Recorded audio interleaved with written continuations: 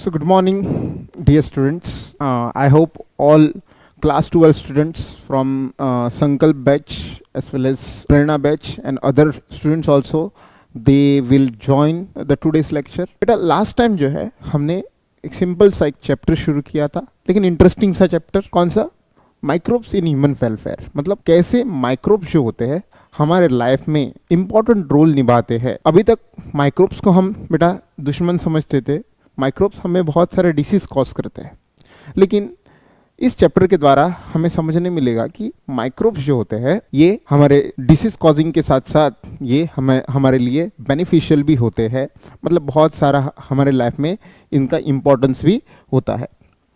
कुछ चीज़ें ऑलरेडी मैंने डिस्कस की थी लास्ट लेक्चर के अंदर, जहाँ पे मैंने आपको समझाया था माइक्रोब का यूज़ घर के अंदर कैसे होता है। That means use of microbes in house hold products. मतलब जैसे हमने कर्ड देखा, टॉडी है ना, उसके बाद चीज़ बनाने में, उसके बाद और क्या देखा हमने बताइए। ठीक है, तो बहुत सारी चीज़ें हमने देखी इफ़ यू रिकॉल यस्टरडे, जहाँ पे माइक्रोब्स का इस्तेमाल फर्मेंटेशन है ना ऑफ सोयाबीन, उसके बाद बैम्बू शूट्स, ये सब कुछ हमने लास्ट टाइम देखा। That means use of microbes at our home. Next आज जो है हम स्टार्ट करेंगे अपना दूसरा topic, that is microbes in industrial products. Microbes in industrial product का मतलब क्या है कि देखो घर के लेवल पे हम बेटा प्रोडक्ट बनाते हैं। जैसे कर्ड बना लिया माने, तो कर्ड किसके लिए होगा? कर्ड तो 2-3 लोगों के लिए होता है, लेकिन सोचो कि अगर बहुत सारी ऐसी जनता है ना जिसको फुर्सत नहीं होती है कर्ड बनाने की, या मान लो कि कोई और दवा है, अब उसको बनाने की फुर्सत नहीं है और इसको जो है सभी लोगों में बांटना है, तो आपको जो है इंडस्ट्रियल लेवल पे जो है प्रोडक्ट को बनाना पड़ेगा। इंडस्ट्रियल लेवल से मेरा मतलब ये होता है बेटा कि लार्ज स्केल है ना। इंडस्ट्रियल स्केल का मतलब क्या है? इट इज लार्ज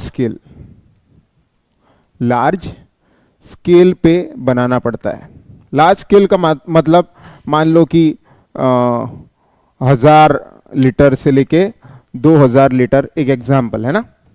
जैसे मुझे एक कर्ड बनाना है, घर पे हम कितना बनाएंगे? ज़्यादा से ज़्यादा 1 किलो 1.5 किलो है ना, लेकिन इंडस्ट्रियल स्केल पे हर दिन कर्ड जो है मे बी कितना 1000 लीटर से 2000 लीटर बन रहा है। तो इतना कर्ड इसलिए बनाया जाता है क्योंकि जनता की मांग होती है ना। तो इंडस्ट्रियल स्केल पे भी कर्ड को बनाने के लिए किसका इस्तेमाल करेंगे? हम माइक्रोब्स का इस्तेमाल करते हैं। उसे ही हम आज थोड़ा देखेंगे कि कैसे होता है। अब पहले आप देखो इंडस्ट्रियल स्केल पे मतलब हाई लेवल पे या बहुत सारे क्वांटिटी में अगर मुझे कोई प्रोडक्ट माइक्रोब्स का इस्तेमाल करके बनाना है तो उसलिए मुझे एक फर्मेंटर्स का इस्तेमाल होता है। अब फर्मेंटर क्या होता है? जैसे आप यहाँ पे देख सकते हो, ये सभी जो आपको बेटा दिख रहे हैं इसे फर्मेंटर्स कहा जाता है। This are what? फर्मेंटर्स। ठीक है, अब फर्मेंटर्स क्या होते हैं? ये बड़े बड़े आप देख सकते हो, बड़े बड़े क्या है, ऐसे डब्बों जैसे है, इन्हें वेसल्स कहा जाता है ना। बड़े बड़े वेसल्स होते हैं, तो लार्ज वेसल्स होते हैं। फर्मेंटर क्या होता है? They are large vessels. और इस वेसल्स के अंदर मान लो कि घर पे हम एक डब्बे के अंदर, एक छोटे से डब्बे के अंदर दूध डाल के दही जमाते हैं, तो यहाँ पे जो है मिल्क जो है बेटा कहाँ पे डालेंगे? इतने बड़े से जो है आपका वेसल है, उसके अंदर क्या डालेंगे हम? उसके अंदर हम डालेंगे मिल्क है ना। उसके अंदर मिल्क डालेंगे और मिल्क के अंदर फिर हम क्या डालेंगे? अंदर बैक्टीरिया डालेंगे है ना। बैक्टीरिया जो लास्ट टाइम हमने पढ़ा था लैक्टोबैसिलस, और ये लैक्टोबैसिलस जो है मिल्क को कर्ड में कन्वर्ट करेगा। तो लार्ज स्केल देखो, production of an industrial scale मतलब लार्ज स्केल प्रोडक्ट्स जैसे बेवरेजेस है। मैंने यहाँ पे किसका एग्जांपल दिया? कर्ड का दिया, लेकिन ज़्यादातर इंडस्ट्रियल स्केल पे कुछ ऐसे प्रोडक्ट जैसे बेवरेजेस बनाए जाते हैं। शॉर्ट वाइल मैं आपको समझाऊंगा कि बेवरेजेस क्या होते हैं। उसके बाद एंटीबायोटिक्स भी बहुत इंपॉर्टेंट पार्ट है किसका? इंडस्ट्रियल स्केल का। जैसे आप देखो घर पे आप अगर बीमार होते हो, राइट, बीमार हो जाते हैं, मान लेते हैं कि आपको सर्दी हो गई, सर्दी जुकाम हो जाता है। अब सर्दी बुखाम सॉरी जुकाम जो है वो इन्फेक्शन के कारण हो सकता है। आपने देखा होगा कि आपके अंदर बहुत सारा बलगम बन जाता है। अब ये आप 2-3 गोली लेते हो दिन के अंदर, 4-5 दिन में आप ठीक हो जाते हो। अब ये किसकी बदौलत हो जाते हो? क्योंकि आप क्या ले रहे हो बेटा? आप ले रहे हो एंटीबायोटिक। एंटीबायोटिक क्या कर रहा है? आपको जो जुकाम या सर्दी करने वाले ऑर्गेनिजम्स होते हैं बॉडी के अंदर, उनको एंटीबायोटिक क्या करता है? मार देता है। तो अगर आप देखो तो इस एंटीबायोटिक को बस आप ही तो नहीं ले रहे हो, बहुत सारे ऐसे लाखों में लोग रहेंगे, क्योंकि इंडिया में आप अगर देखो तो पॉपुलेशन कितना है, बहुत सारा है ना। तो इनको इस एंटीबायोटिक की पूर्ति कराने के लिए हमें क्या करना पड़ेगा?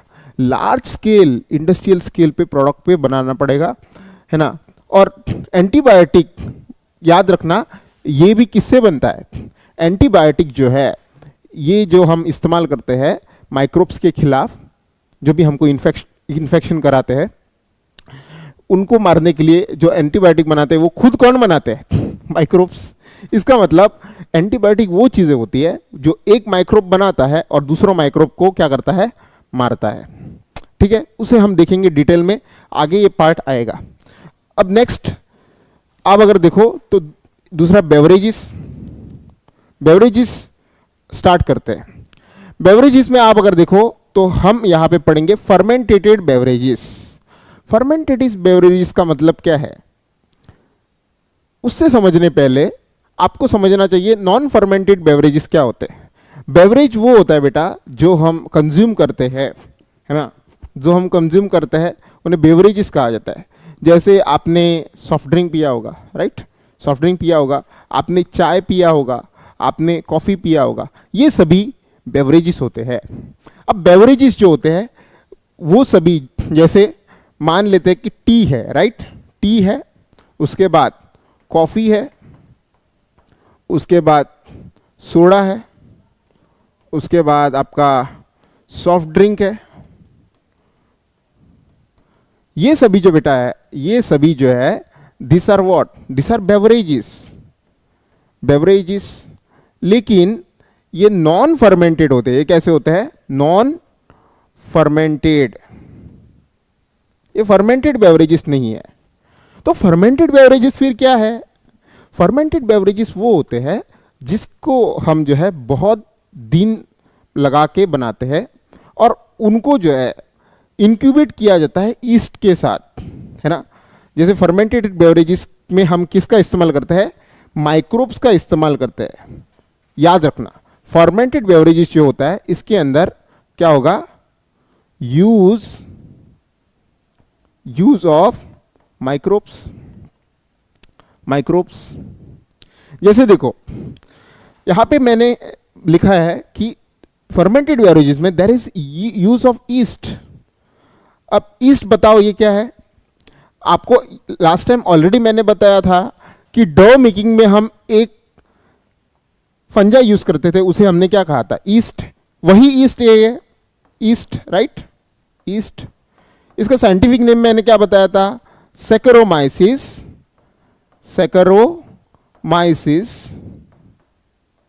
सर्विसिए,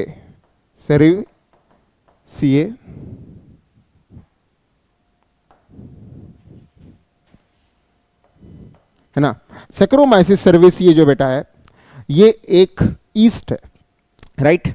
अब ये ईस्ट जो है, इसे याद रखना, इसे बेकर्स ईस्ट भी कहा जाता है ना, बेकर्स ईस्ट, या इसे ब्रीवर्स ईस्ट भी कहा जाता है, ब्रीवर्स ईस्ट। अब ब्रीवर्स ईस्ट क्यों कहा जाता है ये बताने की जरूरत मुझे नहीं है। क्यों? क्योंकि इसे जो है किसके लिए इस्तेमाल किया जाता है? Because yeast is used to make fermentated beverage, है ना, फर्मेंटेटेड बेवरेजेस। सर आप बार बार फर्मेंटेटेड बेवरेजेस का जिक्र कर रहे हो लेकिन बता नहीं रहे हो कि फर्मेंटेटेड बेवरेजेस क्या होते हैं। चलो आपको मैं बता देता हूं। अब फर्मेंटेटेड बेवरेजेस वो होते हैं जो जिसके अंदर आप अगर देखो तो अल्कोहल का प्रेजेंस होता है, right. The ones, interesting topic है ना, the ones which have alcohol, है ना, अल्कोहल प्रेजेंस इन इट, ठीक है, इन इट, ओके। तो मैंने आपको एक हिंट दे दिया है कि फर्मेंटेड बेवरेजेस एग्जांपल वो होंगे जिसके अंदर क्या होता है, अल्कोहल होता है। अब आप कहोगे सर अल्कोहल क्यों पाया जाता है इसमें, तो मैं आपको बताता हूं। फर्मेंटेशन का बेटा मतलब ही ये होता है कि अल्कोहल का बनना। If you recall the chapter of 11th standard का एक चैप्टर हमने पढ़ा था, रेस्पिरेशन इन प्लांट्स, राइट। उसको मैं समझाता हूं। जैसे वहां पे हमने क्या किया था, वहां पे हमने देखा था कि एनएरोबिक रेस्पिरेशन, राइट, एनएरोबिक, वहां पे हमने देखा था एनएरोबिक रेस्पिरेशन, है ना। एनएरोबिक रेस्पिरेशन में क्या होता है कि शुगर होती है, जैसे मान लो कि ग्लूकोज, राइट, ग्लूकोज जिसे हम C6H12O6 मानते हैं। अब ये शुगर जो होता है बेटा, ये प्रेजेंस ऑफ एन एंजाइम, है ना, जैसे एंजाइम होगा, जैसे एंजाइम हमने यूज किया था अल्कोहल डीहाइड्रो, कौन सा, alcohol dehydrogenase, right. Using this enzyme क्या होगा कि यहां पे इस अल्कोहल के ब्रेकडाउन से हमें क्या मिलेगा, हमें मिलेगा C2H5OH। अब कोई बता सकता है कमेंट में कि C2H5OH होता क्या है, केमिस्ट्री आप पढ़ते हो, है ना। C2H5OH इसके दो मॉलिक्यूल प्लस मिलता है CO2, राइट, 2CO2। तो बैलेंस कर लो, 2 × 2 कितने कार्बन हुए, 4, और ये 2, है ना, तो टोटल कितने कार्बन हुए, 6 कार्बन, और यहां पे कितने कार्बन थे, 6, बैलेंस हो गए, है ना। अब मैं ही बता देता हूं बेटा, ये जो C2H5OH था, ये था इथेनॉल, क्या है, इथेनॉल। और इथेनॉल को ही हम क्या कहते हैं, इसे ही बेटा हम अल्कोहल कहते हैं। अब आप पूछोगे कि इस रिएक्शन को मैंने क्यों लिखा और इसका फर्मेंट मतलब यहां पे फर्मेंटेटेड बेवरेजेस से क्या संबंध है, आपको समझाता हूं।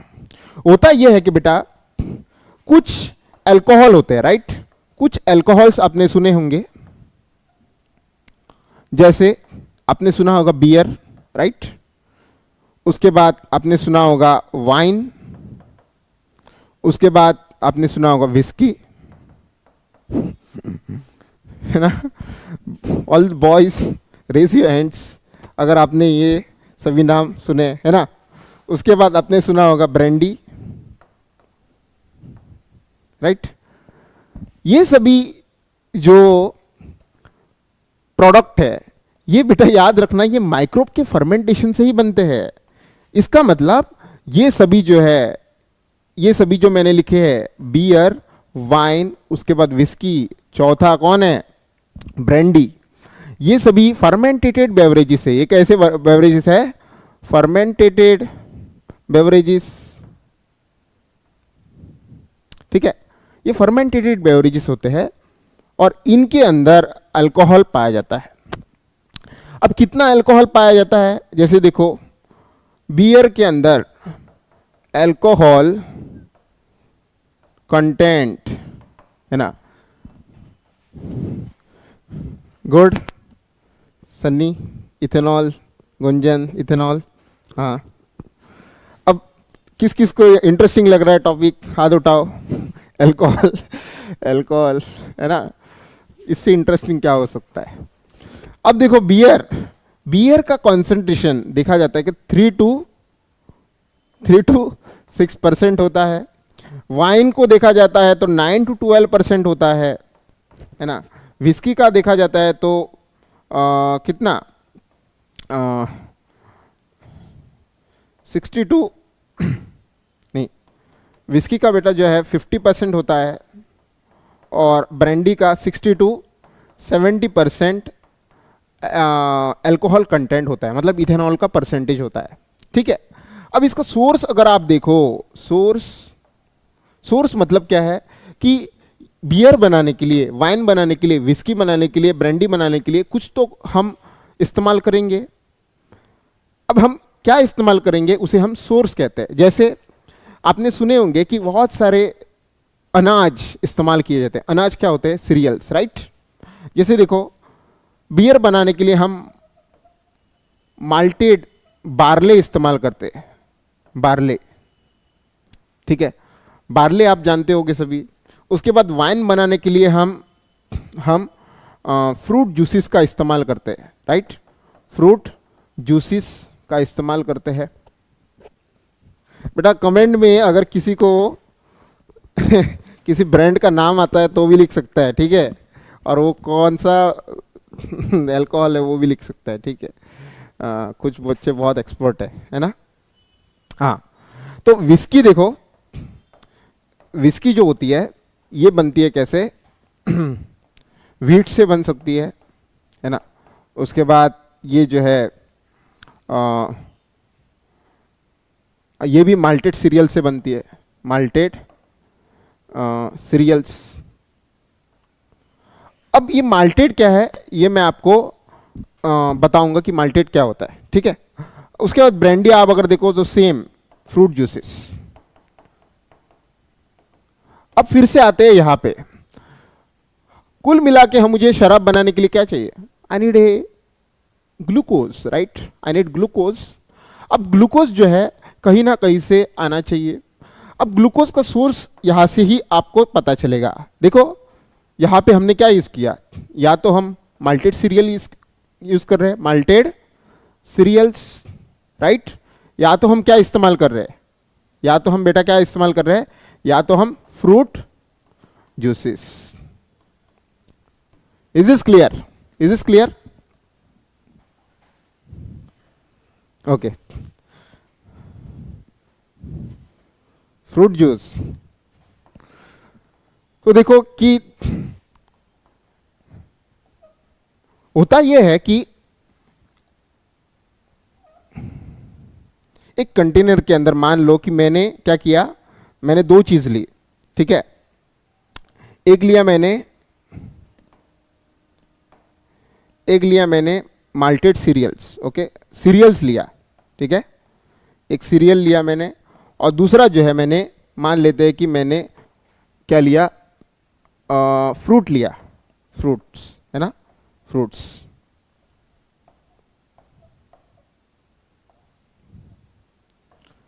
फ्रूट और दूसरा क्या लिया मैंने, सीरियल्स, राइट। अब होता यह है कि इसको जो है कुछ दिन के लिए अगर रखो, है ना, लेफ्ट फॉर सम डेज, है ना, और इसको क्या किया जाता है, इसको बॉयल किया जाता है। इसका लंबा चौड़ा प्रोसेस है, मैं बताने नहीं जाऊंगा। तो बेसिकली क्या होता है कि फ्रूट के अंदर जो जूस है ना, फ्रूट के अंदर जूस है वो बाहर निकलेगा, सीरियल के अंदर भी जो जूस है वो बाहर निकलेगा, ठीक है। तो आपको जो है बेटा देखो आपको जैसा एक कंटेनर है उसमें क्या मिलेगा, सीरियल और फ्रूट जो है नीचे सेटल हो जाएंगे, राइट, सीरियल और फ्रूट नीचे, और ऊपर जो है, ऊपर आपको क्या मिलेगा, ऊपर आपको भरपूर मात्रा में क्या मिलेगा, ऐसे जूस मिलेगा, राइट। कब मिलेगा? जब इस सीरियल्स को या फ्रूट को क्या किया जाता है, बॉयल। तो इनका पूरा जो है शुगर, याद रखना, शुगर कहां पे आ जाता है, फ्रूट याद रखना, फ्रूट प्लस सीरियल्स जो है, इनका जूस जो है वो कहां पे है, शुगर कहां पे जाता है, एक जूस के अंदर आ जाता है। इसी जूस को हम माल्ट कहते हैं। क्या कहते हैं? इस जूस को हम माल्ट कहते हैं। अब इस माल्ट के अंदर अगर आप क्या डालो, ईस्ट डालो, है ना, अगर इस माल्ट के अंदर आप ईस्ट डालो तो क्या होगा, तो बनेगा अल्कोहल, क्या बनेगा, इथेनॉल। इसका मतलब ये जो एंजाइम है अल्कोहल डिहाइड्रोजनेस, वो किसके अंदर होता है, ये होता है ईस्ट के अंदर।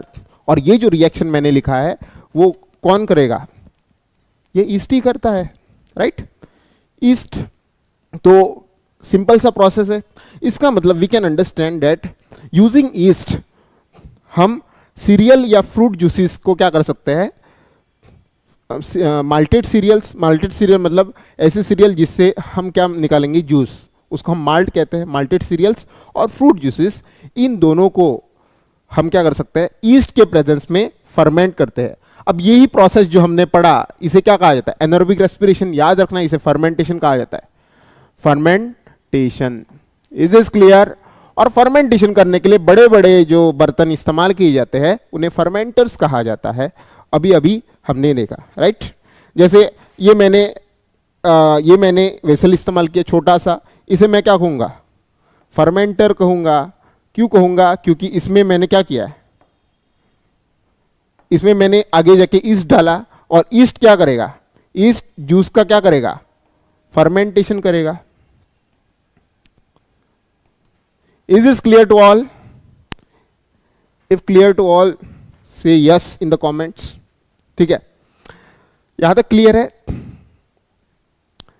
Again I will repeat, fermentation के लिए आप अगर कहीं में भी देखो तो दो चीजें, एक तो माल्टेड सीरियल्स, माल्टेड का मतलब आप माल्ट तो समझ लिया आपने, जूस जो होता है ना, जो सीरियल से या फ्रूट जूसेस से शुगर रिच जो जूस निकलेगा उसे माल्ट कहा जाता है जब उसे बॉईल किया जाता है।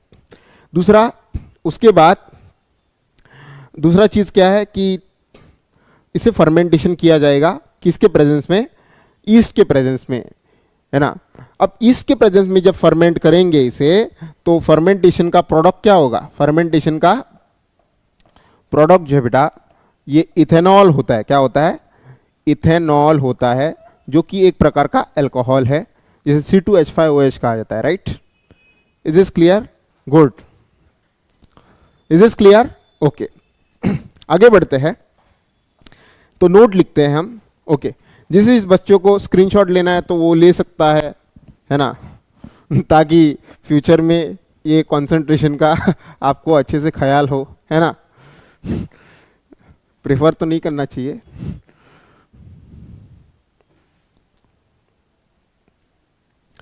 ओके, स्क्रीनशॉट ले लिया, आगे बढ़ते हैं।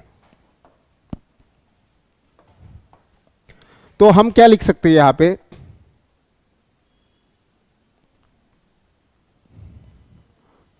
टू प्रिपेयर, है ना, टू प्रिपेयर फर्मेंटेटेड बेवरेजेस, फर्मेंटेटेड बेवरेजेस क्या क्या इस्तेमाल किया जाता है, एक माल्टेड सीरियल, है ना, माल्टेड सीरियल्स, एंड दूसरा क्या, malted cereals and fruit juices are used, fruit juices are used. उसके बाद ईस्ट जो होता है, yeast break down the sugar in, sugars in what, इन दोनों के अंदर का, है ना, इन दोनों के अंदर का sugars in malted cereals, malted cereals and fruit juices, and convert it to alcohol, है ना, convert it to alcohol. Yeast क्या करेगा, ब्रेकडाउन करेगा फ्रूट जूसेस और माल्टेड सीरियल को, और इससे इथेनॉल बनाएगा। क्या बनाएगा, इथेनॉल। अब यहाँ पे क्वेश्चन आता है कि कुछ ड्रिंक्स का मतलब फर्मेंटेटिव बेवरेजेस का आप अगर देखो तो कॉन्सेंट्रेशन अल्कोहल का कम है। जैसे यहाँ पे देखो, यहाँ पे आप जब देखोगे तो रफली बियर और वाइन का आप जब देखते हो लेस कॉन्सेंट्रेशन है। क्या है, लेस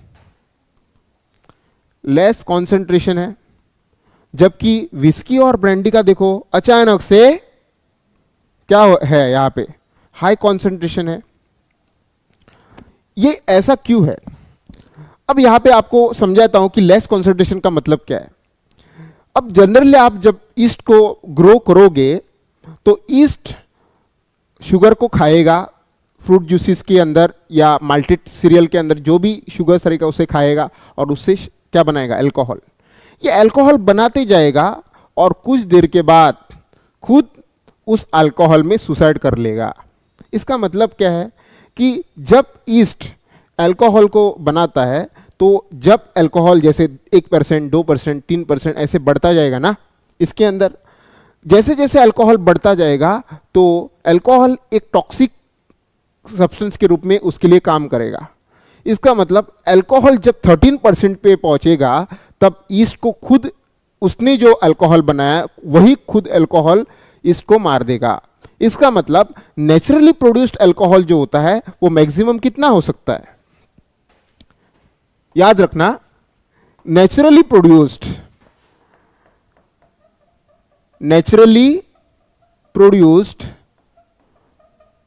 अल्कोहल जो है, अल्कोहल कितना हो सकता है? बस 13% होता है। कितना होता है? 13% होता है। लेकिन अभी अभी तो सर हमने देखा कि कितना परसेंट है अल्कोहल? 50% है, 60-70% है। ये क्यों होता है वो मैं समझाऊंगा। जब ये 30% अल्कोहल होगा, ये किसका कमाल है? ये विदाउट डिस्टिलेशन है। कैसा है? विदाउट डिस्टिलेशन है ना, विदाउट डिस्टिलेशन है। और इसका मतलब अपने पास जो बियर था, राइट, और दूसरा क्या था? वाइन था। ये दोनों किस अल्कोहल्स है ना, अल्कोहलिक बेवरेजेस कैसे है? विदाउट फर्मेंटेशन है। कैसे है? विदाउट फर्मेंटेशन है। Is this clear? अब आप पूछोगे कि डिस्टिलेशन क्या होता है? डिस्टिलेशन सिंपल सी चीज है। मान लेते हैं कि मेरे पास एक बीकर है, ठीक है। बीकर के अंदर मान लेते हैं कि मेरे पास क्या है मेरे पास दो चीजें हैं। एक मेरे पास पानी है बहुत सारा, ठीक है। मेरे पास बहुत सारा पानी है यहाँ पे, ठीक है। अब पानी के अंदर मान लेते हैं कि मेरे पास बेटा जो है क्या मिला हुआ है? पानी के अंदर कुछ अमाउंट में मेरे पास अल्कोहल भी है। क्या है? पानी के अंदर क्या है? अल्कोहल है, राइट। पानी के अंदर क्या है? अल्कोहल।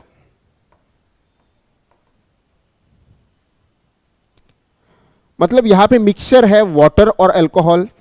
अब वाटर और अल्कोहल जो होते हैं एक दूसरे में घुलते हैं क्योंकि दोनों हाइड्रोफिलिक है ना, दोनों क्या है? पोलर है। पोलर जो है तो पोलर एक दूसरे के साथ मिलेंगे। तो मान लेते कि ये अल्कोहल 30% है, लेकिन हम क्या कर सकते हैं? इसको जो है नीचे से बर्नर लगा के, है ना, बर्नर लगा के हम क्या कर सकते हैं? यहां पे इसे बॉईल कर सकते हैं, राइट। इसे हम क्या करेंगे? बॉईल करेंगे। या इसके बाहर एक वाटर बाथ लगाएंगे ताकि इस पे डायरेक्ट क्या ना लगे? टेम्परेचर ना लगे। क्या लगाएंगे? Water bath. अब ये वाटर बाथ क्या करेगा? ये जो टेम्परेचर है वो डायरेक्टली कहाँ पे नहीं लगने देगा? इस अपने बीकर पे नहीं लगने देगा जिसके अंदर अल्कोहल है। क्यों? अगर आप देखो तो अल्कोहल जो है वो 70 डिग्री सेल्सियस पे क्या होता है? बॉयल होता है। जबकि अपना पानी जो है 100 डिग्री सेल्सियस पे क्या होता है? बॉयल होता है। तो हम क्या कर सकते हैं? इस वाटर बाथ के अंदर 70 डिग्री सेल्सियस टेम्परेचर रखेंगे। अब 70 डिग्री सेल्सियस टेम्परेचर रखेंगे और यहाँ से क्या करेंगे कि एक ऐसे फनल यहाँ पे जोड़ेंगे और फनल को जो है ऐसे लेके जाके हम क्या करेंगे? आपने केमिस्ट्री में पढ़ा होगा, राइट। यहाँ पे एक कंडेंसर रहेगा, राइट। यहाँ पे क्या रहेगा? एक बेटा कंडेंसर रहेगा। कंडेंसर जो है, अब देखो मैंने यहाँ पे 70 डिग्री दिया तो यहाँ से कौन उड़ेगा? यहाँ से सिर्फ अल्कोहल उड़ेगा। अल्कोहल क्यों उड़ेगा?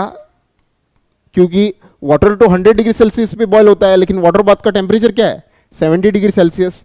तो जब यहाँ पे सिर्फ अल्कोहल उड़ेगा, तो जब बीकर में जो कलेक्ट होगा तो इसमें क्या होगा, इसमें देखा जाएगा कि 99% क्या होगा, 99% क्या होगा, अल्कोहल। क्या होगा, अल्कोहल। तो हुई ना बात। हमने क्या किया यहाँ पे, 13% अल्कोहल से कितना, 100%, 99% अल्कोहल तैयार किया है। और इसी अल्कोहल को हम स्पिरिट कहते हैं। क्या कहते हैं, इसी अल्कोहल को क्या कहा जाता है, इसी अल्कोहल को स्पिरिट कहा जाता है। अब स्पिरिट को हम क्या कर सकते हैं, डाइल्यूट कर सकते हैं, राइट।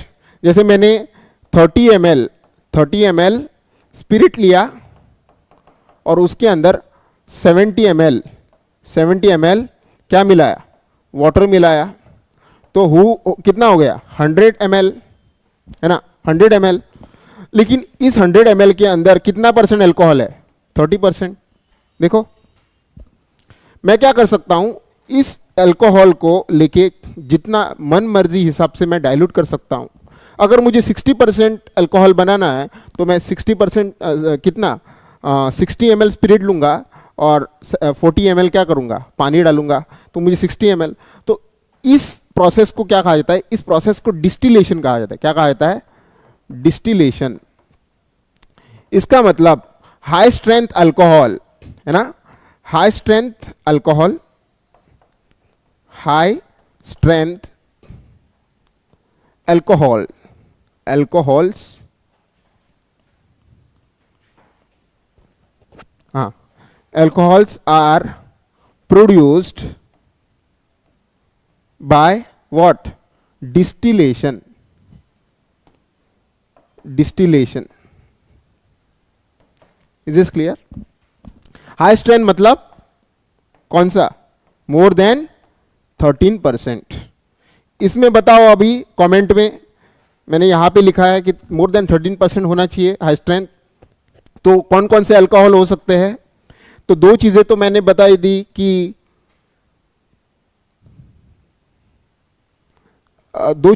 बता दी कि आपका जो बियर और वाइन है ये कौन सा है, विदाउट डिस्टिलेशन। तो हाई स्ट्रेंथ अल्कोहल जो कि डिस्टिलेशन से प्रोड्यूस किए जाते हैं, जिसका कॉन्सेंट्रेशन 13% से ज़्यादा होना चाहिए। कोई मुझे कमेंट में बता सकता है कि ये कौन से होंगे, चलो बताओ। ओके, कमेंट, बच्चे शायद सो रहे हैं सब। याद रखना इसमें एक तो विस्की आएगा, रम, राइट, वो सभी अल्कोहल जिसके स्ट्रेंथ कितनी है, 13% से ज़्यादा है, जैसे ब्रांडी है। गॉड, आगे बढ़ते हैं। आई होप कि ये आपको टॉपिक समझ में आ गया है।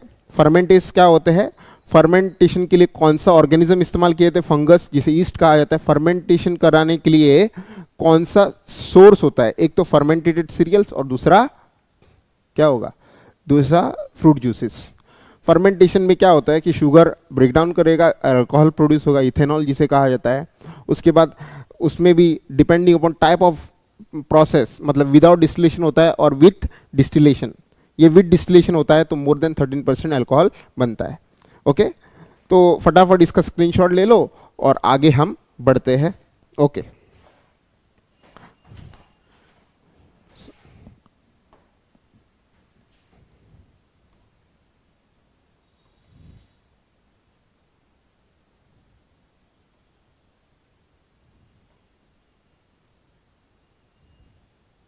ओके, सो नेक्स्ट टॉपिक जो है हमारा ये है माइक्रोब्स इन इंडस्ट्रियल प्रोडक्ट का अगला पॉइंट। पहला तो हमने पढ़ा कि बहुत लार्ज स्केल पे या तो हम नॉन फर्मेंटेटेड बेवरेजेस तैयार कर सकते हैं, दूसरा जो है हम लार्ज स्केल पे क्या तैयार कर सकते हैं, एंटीबायोटिक्स। अब ये एंटीबायोटिक्स को मैं बहुत अच्छे से आपको समझाता हूँ क्योंकि ये भी बहुत एक इम्पॉर्टेंट टॉपिक है। Most significant discovery of 20th century, इसका मतलब आप देखो तो एंटीबायोटिक का डिस्कवरी लगभग 1940 से लेके 1960 तक हुआ था, राइट, 1960 तक हुआ था। तो 1940 से लेकर 1960 मतलब ये कौन सी है, ये 20th सेंचुरी है, राइट। तो इसे मोस्ट सिग्निफिकेंट डिस्कवरी ऑफ, कौन सा कहा गया है, 20th सेंचुरी। सो 1900 के बाद जो भी साल स्टार्ट होते हैं they are part of what, 20th century. ठीक है, अब ऐसा क्यों कहा जाता है कि ये मोस्ट सिग्निफिकेंट डिस्कवरी है?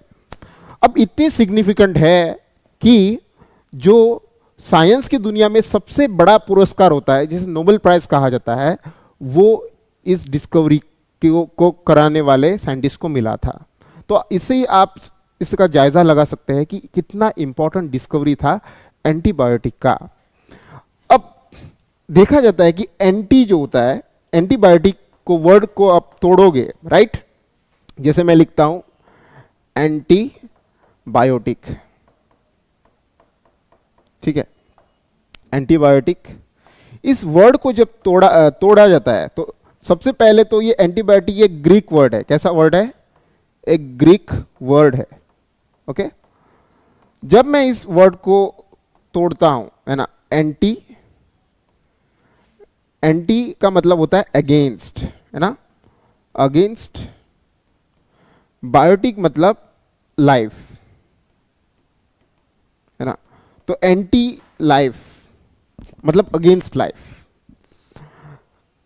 अब यहां पे क्वेश्चन आता है, ये एंटीबायोटिक जो है अगेंस्ट लाइफ है, इसका मतलब क्या ये ह्यूमन के लाइफ के अगेंस्ट है ना? एंटी लाइफ मतलब क्या ह्यूमंस को ये नुकसान पहुंचाएगा? तो समझते हैं कि ये किसके अगेंस्ट लाइफ है। देखा जाता है कि ये अगेंस्ट लाइफ किसके होता है? Microbes which cause disease. Okay, ये उन माइक्रोब्स के लाइफ के अगेंस्ट होता है ना। माइक्रोब्स जो क्या करेंगे, डिसीज कॉज करते हैं, उनकी लाइफ के अगेंस्ट होता है। इसका मतलब हमारे अंदर जो डिसीज कॉजिंग माइक्रोब्स होंगे उन माइक्रोब्स को ये क्या करेगा, एंटीबायोटिक मारता है। इसलिए आपको क्या लिखा है, एंटी का ग्रीक का मीनिंग क्या होता है, अगेंस्ट, बायो का मतलब लाइफ, अगेंस्ट लाइफ, है ना। अब देखो ये एंटीबायोटिक क्या होता है कि antibiotic is produced by some microbes and can kill, retard the growth of other microbes और डिसीज कॉजिंग माइक्रोब्स। तो मैं आपको यहां पे समझाता हूं कि ये होता क्या है। जैसे मान लेते हैं कि एक माइक्रोब्स है ना, एक माइक्रोब है, एक बैक्टीरिया है, ठीक है, ये बैक्टीरिया है और बैक्टीरिया जो है मान लेते हैं कि एंटीबायोटिक बना रहा है। क्या बना रहा है? एंटीबायोटिक बना रहा है। मान लेते हैं कि मेरे पास एक ह्यूमन है जिसके अंदर क्या है, एक इन्फेक्शन हो चुका है, ठीक है, इस ह्यूमन के अंदर आपको एक इन्फेक्शन है। अब इन्फेक्शन क्या है, इन्फेक्शन एक डिसीज की वजह से है ना। मान लेते हैं कि इसके अंदर क्या है, इन्फेक्शन है ना। मान लेते हैं कि इसके अंदर भी बैक्टीरियल इन्फेक्शन है, बैक्टीरियल इन्फेक्शन, ठीक है। अब देखो इस बैक्टीरिया ने क्या किया, एक बैक्टीरिया ने, है ना, एक बैक्टीरिया ने एंटीबायोटिक बनाया। तो एंटीबायोटिक क्या होगा, एंटीबायोटिक बेसिकली एक केमिकल सब्सटेंस होता है। क्या होता है? Chemical substance. अब ये केमिकल सब्सटेंस कौन सा है? ये केमिकल सब्सटेंस वो है जो कि बायो एक्टिव होता है। क्या होता है? बायो एक्टिव होता है। अब आप पूछोगे सर बायो एक्टिव क्या होता है, उसे भी समझा देता हूं। बायो एक्टिव का मतलब ये होता है कि the chemicals which can interact with the living system, मतलब ऐसे केमिकल्स जो कि लिविंग सिस्टम के साथ क्या कर सकते हैं, इंटरेक्ट कर सकते हैं। ऐसे केमिकल्स को हम क्या कहते हैं? बायो एक्टिव केमिकल्स कहते हैं। क्या कहते हैं? Bio active chemicals. इसका मतलब एंटीबायोटिक एक ऐसा केमिकल है जो कि लिविंग ऑर्गेनिज्म की या लिविंग सिस्टम के साथ क्या कर सकता है, इंटरेक्ट कर सकता है, रिएक्शन दिखा सकता है। अब देखो बैक्टीरिया ने एंटीबायोटिक बनाया, इस एंटीबायोटिक को अगर ये इंसान ले देता है तो ये एंटीबायोटिक जो है जाके इन बैक्टीरिया को क्या करेगा, एंटीबायोटिक मार देगा। अब बैक्टीरिया इन्फेक्शन जो कर रहा है, बैक्टीरियल इन्फेक्शन जो कर रहा है, इसको ये क्या करेगा, किल्ड बाय होम, एंटीबायोटिक जो कि किसने बनाया था, दूसरे बैक्टीरिया ने। इसका मतलब एंटीबायोटिक क्या होते हैं, एक माइक्रोब बनाता है और दूसरे माइक्रोब को मारता है। इसका मतलब ये एंटी किसके लाइफ है, anti microbe which cause disease. तो एक बैक्टीरिया ने बनाया, दूसरे बैक्टीरिया को उसने क्या किया, मारा। क्या ह्यूमन को मारा, नहीं, ह्यूमन को तो फायदा हुआ। क्यों, क्योंकि एंटीबायोटिक लिया, जो डिसीज कॉजिंग माइक्रोब थे ह्यूमन के अंदर वो क्या हो गए, न्यूट्रलाइज या मर गए, है कि नहीं, जिसकी वजह से ह्यूमन क्या हुआ, डिसीज फ्री हुआ। इसका मतलब एंटीबायोटिक जो है फॉर ह्यूमंस, एंटीबायोटिक क्या करेंगे, डिसीज से निजात दिलाएंगे। मतलब डिसीज एंटीबायोटिक लेने की वजह से क्या हो जाएगा, खत्म हो जाएगा। तो ह्यूमन के कॉन्टेक्स्ट में दिखाया जाए, है ना, ये प्रो लाइफ होता है। क्या होता है, प्रो लाइफ, है ना, प्रो लाइफ होता है। इसका मतलब एंटीबायोटिक लेने की वजह से मॉर्टेलिटी कम हो सकती है, मतलब मे बी इन्फेक्शन की वजह से किसी किसी की डेथ हो सकती है, एंटीबायोटिक लेने से ये डेथ प्रिवेंट की जा सकती है। तो ह्यूमन के लिए क्या है, प्रो लाइफ है, मतलब ये हेल्पफुल होता है। ये पॉइंट भी याद रखना। Is this clear, is this clear to all?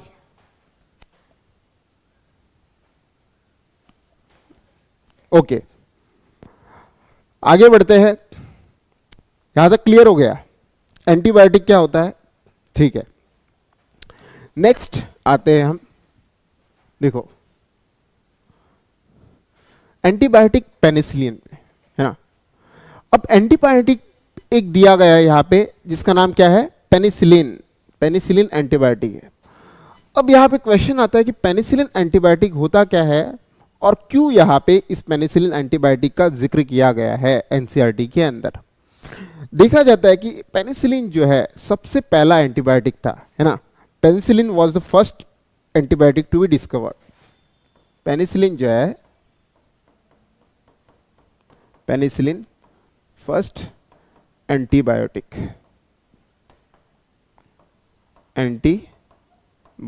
होता है ना। सबसे पहला एंटीबायोटिक जो है वो क्या है, पेनिसिलिन है। अब ये पेनिसिलिन देखा जाता है कि it was discovered by Alexander Fleming, और साथ ही साथ मैंने नीचे लिखा है क्या, इट वाज चांस डिस्कवरी।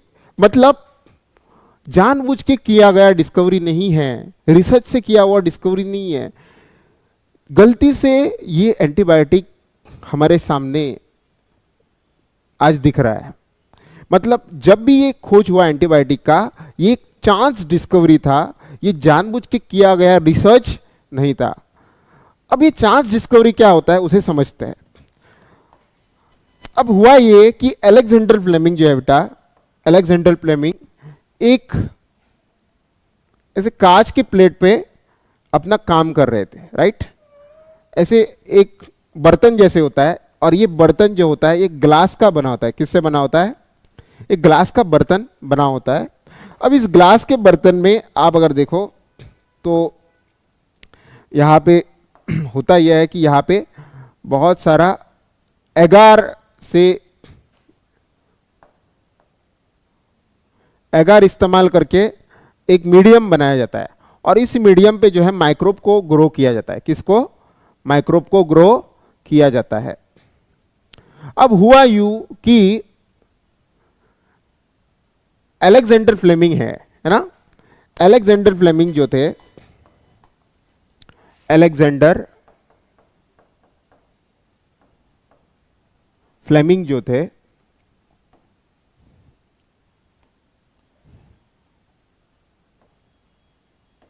है ना, अलेक्जेंडर फ्लेमिंग जो थे वो अपना जो है क्या कर रहे थे, काम कर रहे थे। अब ये अलेक्जेंडर फ्लेमिंग किसके ऊपर काम कर रहे थे? ये काम कर रहे थे एक मोल्ड के ऊपर। किसके ऊपर? मोल्ड। अब ये मोल्ड कौन था? मोल्ड था ईस्ट, है ना। ये मोल्ड पे काम कर रहे थे, इस मोल्ड का नाम क्या है? ईस्ट। तो मान लेते हैं कि अलेक्जेंडर ने क्या किया, इस ग्लास का वेसल है, एक ग्लास का वेसल है, इस ग्लास के वेसल में उसने क्या किया, एक न्यूट्रिएंट मीडियम लिया। क्या लिया? Nutrient medium. न्यूट्रिएंट मीडियम वो चीज होगी जिसपे बैक्टीरिया या फंजाई क्या कर सकता है? ग्रो कर सकता है। अब देखो, न्यूट्रिएंट मीडियम लिया और यहां पे क्या किया, पूरा न्यूट्रिएंट मीडियम पे उसने क्या किया, एक मोल्ड को ग्रो किया। इस मोल्ड को मैंने क्या कहा, इस मोल्ड को ईस्ट कहा जाता है। क्या कहा जाता है? ईस्ट। ओके, वेट, हाँ ईस्ट नहीं ओके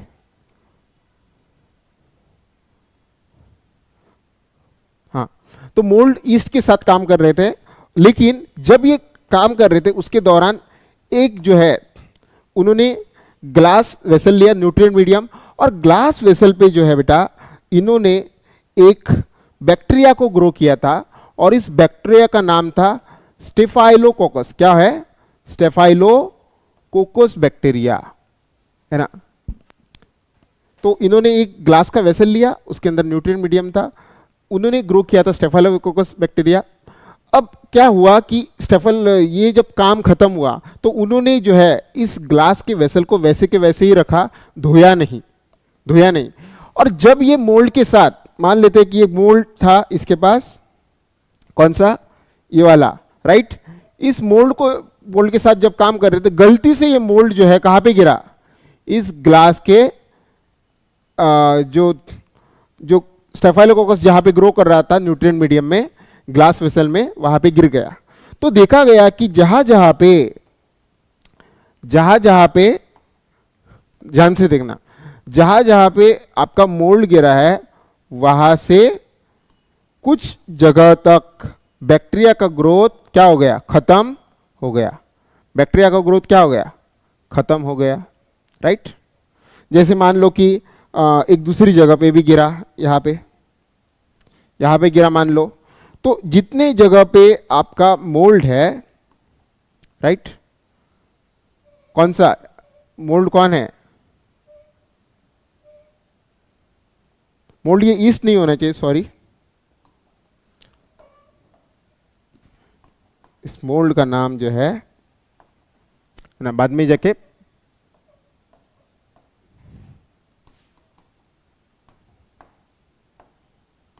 इस मोल्ड का नाम क्या है? इस मोल्ड का नाम पेनिसिलियम है। क्या है? पेनिसिलियम। फिर से मैं कहानी दोहराता हूं। अलेक्जेंडर फ्लेमिंग ने एक अनवॉश्ड अपना प्लेट रखा था, ग्लास वेसल्स या प्लेट, जिसके अंदर स्टेफाइलोकोकस एक बैक्टीरिया है। स्टेफाइलोकोकस क्या है? एक बैक्टीरिया है। उसको ग्रो किया था। जब मोल्ड गिरा, मोल्ड कौन था? पेनिसिलियम। मोल्ड ने ऐसा कुछ बनाया जिसकी वजह से उसके अराउंड बैक्टीरिया ग्रो नहीं हो रहा है, या बैक्टीरिया को मार दिया, राइट। इस एरिया में आप देखो तो बैक्टीरिया मोल्ड के चारों ओर ग्रो नहीं कर रहा है। अब ये इसलिए नहीं ग्रो कर रहे हैं क्योंकि जहां पे आपको क्या दिख रहा है? क्लियरेंस दिख रहा है, राइट। क्लियरेंस का मतलब क्या है? जहां पे मोल्ड गिरा है, ग्रो हो रहा है, उसके चारों ओर क्या नहीं है? बैक्टीरिया का ग्रोथ नहीं है, उसे क्लियरेंस कहा जाता है। अब ये क्लियरेंस इसलिए दिख रहा है क्योंकि क्लियरेंस की जगह पे क्या है प्रेजेंस? एंटीबायोटिक है। क्या है? एंटीबायोटिक है। तो सिंपल सी बात है कि अलेक्जेंडर फ्लेमिंग ने देखा कि मैंने जब मोल्ड ग्रो किया तो बैक्टीरिया क्या हुआ? मर गया। इसका मतलब जब जब स्टेफाइलोकोकस का इन्फेक्शन ह्यूमन में होगा तो मैं मोल्ड ने जो एंटीबायोटिक बनाया है, इसका मतलब जोन ऑफ क्लियरेंस जहां पे दिखा रहा है, इसके अंदर क्या है? एंटीबायोटिक। तो अलेक्जेंडर फ्लेमिंग ने क्या किया? इस केमिकल को प्यूरिफाई किया। कौन से? ये वाला जो केमिकल था, राइट, जो कि जोन क्लियरेंस में है, उसके उसने क्या कहा, एंटीबायोटिक कहा। तो सबसे पहला एंटीबायोटिक जो है वो कौन आया, पेनिसिलिन आया, क्योंकि ये किससे डिराइव था, मोल्ड जिसका नाम था पेनिसिलियम। Is this clear? इसलिए मैंने इसे चांस डिस्कवरी कहा, मतलब ये जानबूझ के नहीं किया था, गलती से मोल्ड गिर गया और उसके अराउंड जो बैक्टीरिया थे वो मर गए। ठीक है, तो याद रखना पेनिसिलियम, पेनिसिलियम नोटेटम एक मोल्ड था, राइट? वो जो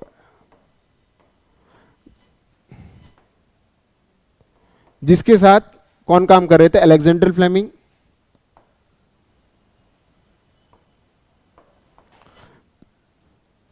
तो उस मोल्ड ने क्या किया,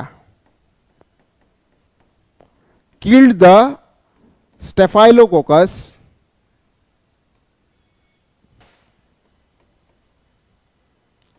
around it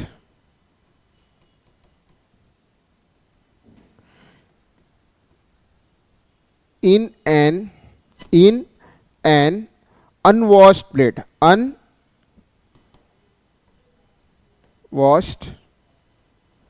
plate, unwashed plate के अंदर जो आपका स्टेफाइलोकोकस ग्रो कर रहा था उसे किसने मारा, पेनिसिलियम ने मारा, है ना?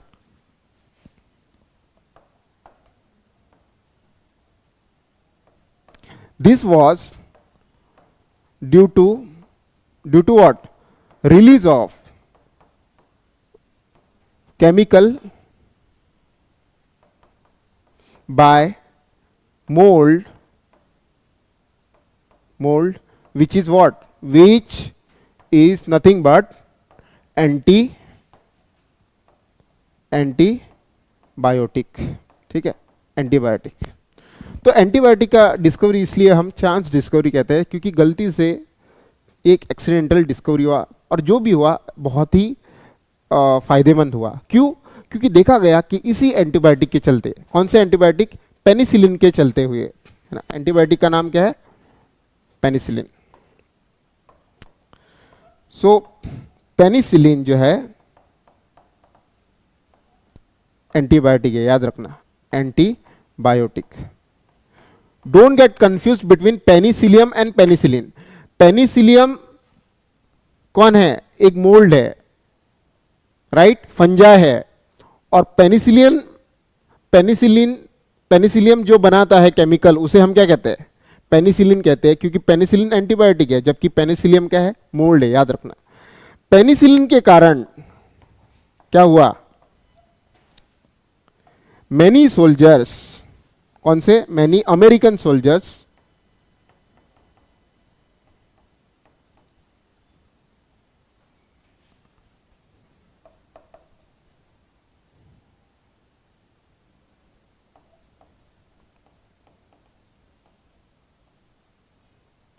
सर्वाइव ड्यूरिंग वर्ल्ड वॉर 2, है ना? देखा गया कि वर्ल्ड वॉर 1 के दौरान जितने सोल्जर जख्मी हुए थे वो जख्म की वजह से नहीं मरे, वो ज़्यादातर बैक्टीरिया या फंगल की इन्फेक्शन के कारण मरे, क्योंकि उस समय पे कुछ ऐसी चीज़ नहीं थी जो इन्फेक्शन से उनको बचाए। तो वो ज़्यादातर जख्म के कारण या ब्लड लॉस के कारण नहीं मरे थे, वो इन्फेक्शन के कारण। लेकिन वर्ल्ड वॉर 2 के दौरान क्योंकि एंटीबायोटिक डिस्कवरी किया, तो बहुत सारे डिसीज कॉजिंग जो ऑर्गेनिजम्स थे जो सोल्जर को मार सकते थे, तो कम से कम इन्फेक्शन के कारण जो है सोल्जर्स मरे नहीं। ठीक है, इसलिए ये बहुत सिग्निफिकेंट डिस्कवरी है। आगे देखो, Nobel prize in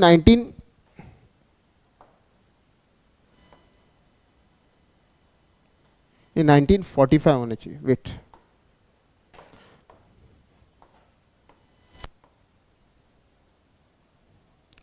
so Nobel prize आप अगर देखो 1945 के अंदर, राइट? हाँ, तो नोबेल प्राइज इन 1945 देखा गया कि जो आपका अलेक्जेंडर फ्लेमिंग थे, उनके साथ दो और साइंटिस्ट जुड़े, जिनका नाम क्या था, जिनका नाम था, एक का हॉवर्ड फ्लोरे था और दूसरे का जो है अर्नस्ट अर्नस्ट दूसरों अर्नस्ट मेयर नाम था, ठीक है। तो हॉवर्ड फ्लोरे, ओके, हॉवर्ड फ्लोरे जो थे, हॉवर्ड फ्लोरे,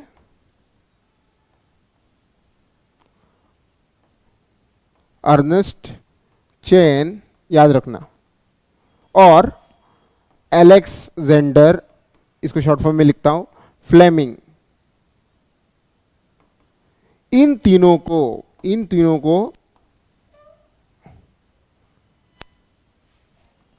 1945 में क्या मिला? Nobel prize. नोबेल प्राइज क्यों मिला? फॉर डिस्कवरी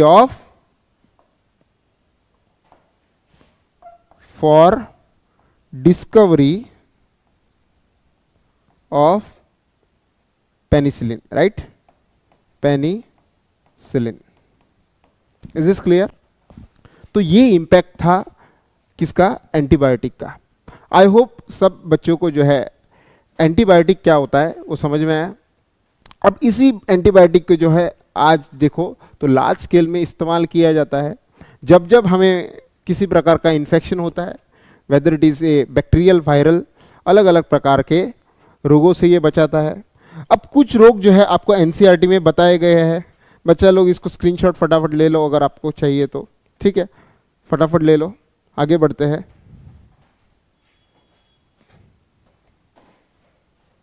हाँ,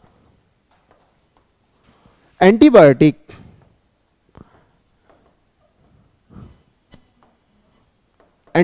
जो होते हैं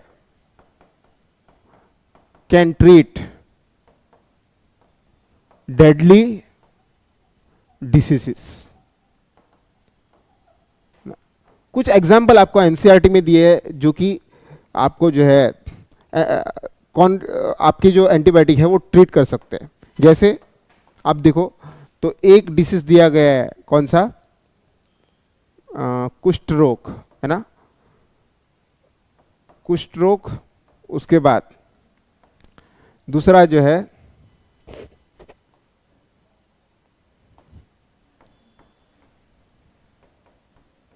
काली खांसी,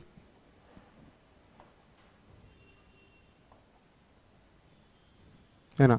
ये कुछ एग्जाम्पल है।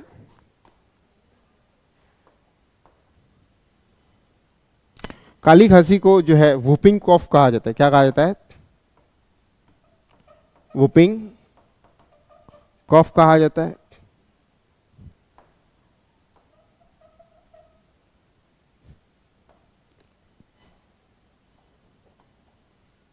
उसके बाद तीसरा जो दिया गया है इट इज गालघोटू,